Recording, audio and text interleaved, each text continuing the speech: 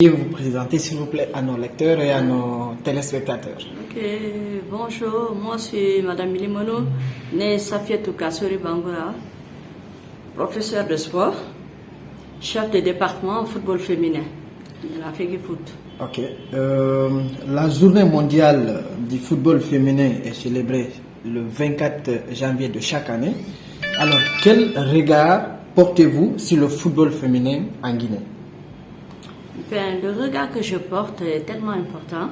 Du moment actuellement, nos filles, les seniors sont partis déjà à la compétition Wafou de l'UFOA. Et puis, de l'équipe nationale A, on les a pris, on les a invités pour aller jouer cette compétition. Donc, ça veut dire que le football est en train de marcher en Guinée. Et si tu vois qu'on nous invite dans plusieurs institutions pour aller assister à ces compétitions, ça veut dire qu'il y a une évolution. Bon, malgré, comme vous le dites, il y a une évolution, mais le football féminin en République de Guinée reste inaperçu. Selon vous, qu'est-ce qui a fait cela? Ben, pourquoi ça reste inaperçu? Moi, je dirais non, parce qu'il y a des pays qui ont pris ces filles, il y a nos filles qui sont à l'extérieur. Ce qui nous manque ici, c'est le championnat intégral national. C'est ce qui nous manque. Et je crois qu'on est en train de mettre des bouchées doubles pour l'organiser. Alors, qu'est-ce qui manque alors au football pour que le football féminin, pour qu'il soit compétitif aussi à l'échelle internationale, pas seulement qu'à l'échelle nationale, puisque nous avons aussi un manque, quand même, comme vous le dites, du championnat. Parce qu'il faudrait qu'il y ait le championnat intégral qu'à tout moment.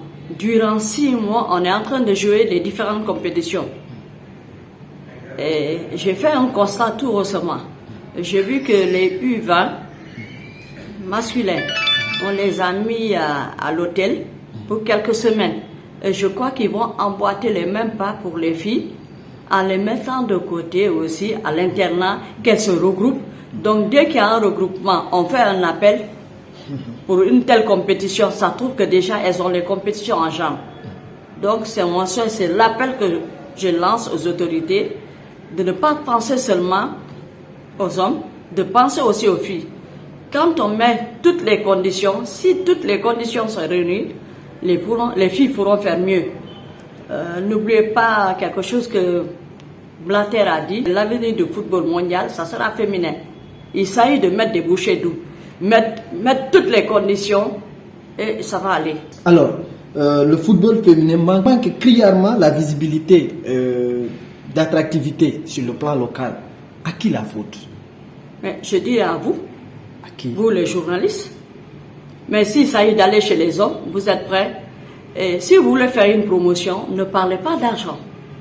Je m'excuse du terme, parce que d'autres, ils préfèrent, ils vous demandent, il faut faire ceci. Mais si ça y est des hommes, donc les gens sont là de courir de gauche à droite. Alors, si vous portez le masque sur les journalistes en République de Guinée, est-ce que aussi les autorités ne font pas partie de ceux qui ont mis de côté le sport, le football féminin? Je dirais les autorités aussi ont oublié, mais ils sont en train de voir, parce qu'il y a quelque chose que les chefs ont mis en place. Lequel? Et je crois que à la longue, ils vont vraiment s'occuper du football féminin. À la longue. Parce qu'il faut forcément ça. Vous avez l'espoir que le championnat puisse commencer cette année 2023. J'ai l'espoir là. J'ai l'espoir. Selon vous, quelles sont les pistes de solutions pour changer la donne et inverser la situation pour le football féminin? Pour changer la donne, au niveau du football féminin, il faudrait qu'il y ait des compétitions et qu'on aille au confin de la Guinée, à Yomou, aller à la recherche, toucher du doigt. C'est passer à la base. Il faut aller au sommet, comme on appelle ça, au confin, pour chercher. C'est pas seulement à Conakry, c'est qu'il y a les talents qui sont à l'extérieur, à l'intérieur du pays. Mais si on a le championnat national, donc on dit national, on est obligé de sillonner toute la Guinée, mais on verra ces talents. Est-ce qu'il y a un budget spécialement alloué pour le football féminin? Je ne saurais répondre, certes il y a un budget, mais il y a mon chef hiérarchique qui veut bien répondre à cette question.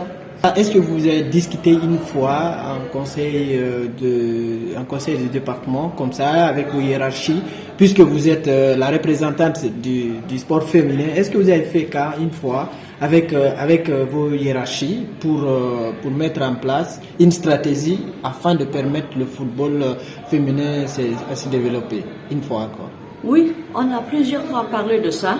Je salue l'idée, l'esprit du secrétaire général, parce que tous les lundis, on est là, on se regroupe, les départements se retrouvent, chacun pose ses problèmes. Et à l'issue de ça, on vient à la vote et puis, à son tour, le secrétaire général, il remonte au CONOR pour dire que ouais, c'est ça et ça qui ont été discutés, qu'est-ce qu'il y a lieu de faire. Donc, ce qu'il peut prendre comme disposition, le CONOR le fait aussi, puis on passe à autre chose. N'est-il pas une opportunité pour cette fois-ci, puisque c'est une dame qui est à la tête du CONOR, afin que le football féminin soit rehaussé encore beaucoup plus? N'est-il pas une opportunité? Mais c'est une opportunité. Est-ce que vous la saisissez? Oui, on va la saisir. Vous allez la saisir, mais après bientôt une année et plus, depuis que le CONOR a été mis en place, alors que c'est une dame qui est à la tête. Est-ce que vous, avec la dame, vous faites cas personnellement? Oui, on fait cas, parce que de temps à autre, quand on se voit, on ne parle que du football féminin. Et je sais que c'est son souci majeur, à ce que le football féminin aussi bouge. Parce que personne n'aimerait, surtout les dames, que tu viennes quelque part et que ça échoue. Donc, elle fait de son mieux pour que ça marche. Mais pour que ça marche, il faudrait qu'aussi les autorités, le ministère aussi, s'y mettent. Parce que c'est les moyens. Le football, c'est les moyens. Sans moyens, on ne peut rien faire. Il faut qu'il y ait les moyens, qu'on mette les moyens à notre disposition. Et je crois qu'avec ça, ça pourra marcher. Mais sans les moyens, le football ne peut pas aller de l'avant. À l'heure actuelle, il y a combien de clubs du football féminin? À l'heure actuelle, Oui. Ben, il y en a beaucoup. Hein. Informel, je parle de formel et informel, dont vous connaissez personnellement. Formel, informel, si on compte actuellement, on va jusqu'à 40 et quelques. Parce que formel, on a la Ligue 1, il y a 12 équipes. Ligue 2, on a 12 équipes.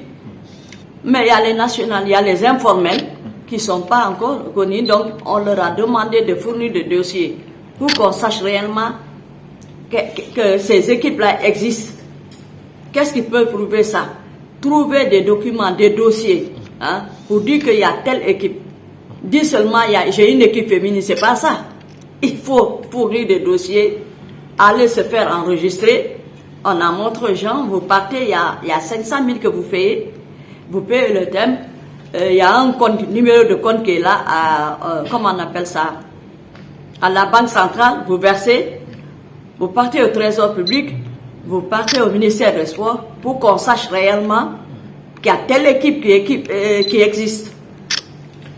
À l'heure actuelle, alors que le championnat masculin, on a 14 clubs et ça fonctionne très bien.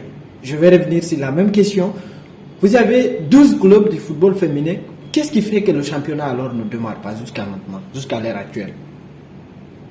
Ben moi, je dirais que c'est par manque de moyens. Les chefs sont en train de mettre des bouchées doubles pour aussi organiser au niveau du football féminin. Là, ils sont là-dessus. D'accord. C'est la dernière.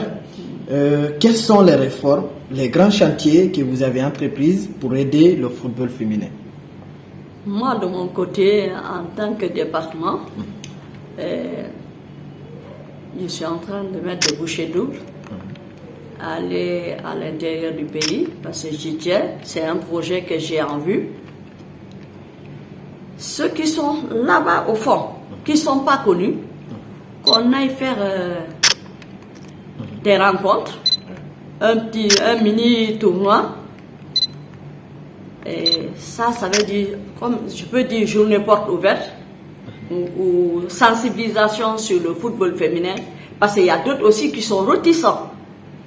Il faut supplier ces familles-là qui laissent les filles jouer au ballon. Que ce n'est pas du fédérantisme. Parce que d'autres, pour eux, quand tu joues au ballon, Surtout ceux qui sont au village, elle est fainéante. Mais au fait, c'est pas ça. La façon dont l'homme rapporte quelque chose à la famille quand il joue au ballon, la femme aussi peut faire la même chose.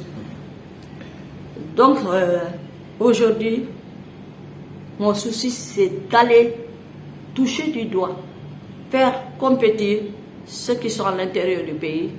S'il y a possibilité que les chefs l'entendent comme avant, on remettait l'argent. Il y a les femmes qui sont là dans les différentes ligues. Il y a un montant qui était alloué au football féminin. Donc, on donnait aux ligues et on organisait des championnats. C'est de là-bas qu'on dénichait. Les meilleurs là, on les mettait dans les différentes catégories. Mon souhait, à ce qu'on revienne sur l'ancien système. C'est quoi l'ancien système? L'ancien système, c'est d'aller dans les 8 ligues de la Guinée, organiser.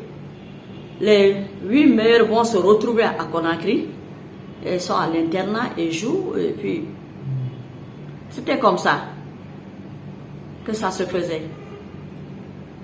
En global, quel regard portez-vous sur le sport guinéen? C'est un peu difficile chez nous. Mais c'est que quand on veut, je dirais toujours, c'est basé sur l'argent. Parce qu'on ne peut rien faire sans argent. Mais si tu n'as pas l'argent, comment tu vas compétir? C'est difficile. Parce que c'est un budget colossal pour organiser. Donc, comme aide aussi, la FIFA va vous envoyer. Le ministère, le gouvernement aussi, n'a qu'à s'y mettre. Prendre le sport au sérieux. Parce que moi, je m'excuse, hein, je dirais qu'il y a un laisser-aller, ils ne prennent pas trop ça au sérieux. Et avec ce nouvel gouvernement, le constat qu'on a fait, qu'ils ont commencé à faire attention, maintenant dès qu'il y a un truc, là, ils se lèvent. Mais que ça ne soit pas seulement chez les hommes. Quand les cas aussi arrivent chez les femmes, qu'on se lève comme chez les hommes, qu'on les mette dans toutes les conditions, qu'on les mette à l'internat à temps. Et s'il y avait des possibilités, déjà que on a 3 catégories chez les femmes, les U17, les U20 et les seniors. S'il y avait les moyens, parce que tout, c'est le si là où il y a problème, les moyens sont là, même 4 fois dans la semaine, que ces filles-là se retrouvent. Parce que déjà, on connaît qu'ils ont un entraîneur, qui ont leur contact, qu'elles viennent jouer. Donc, quand il y a un truc au niveau international, ça trouve qu'elles ont les compétitions en jambes, ça facilite la chose. On est à la fin de notre entretien. Quel est votre mot de la fin? Mon mot de la fin, toujours, je fais appel aux autorités qui puissent venir en aide à la Fédération guinéenne de football et qui prennent le sport au sérieux. Le sport peut beaucoup aider.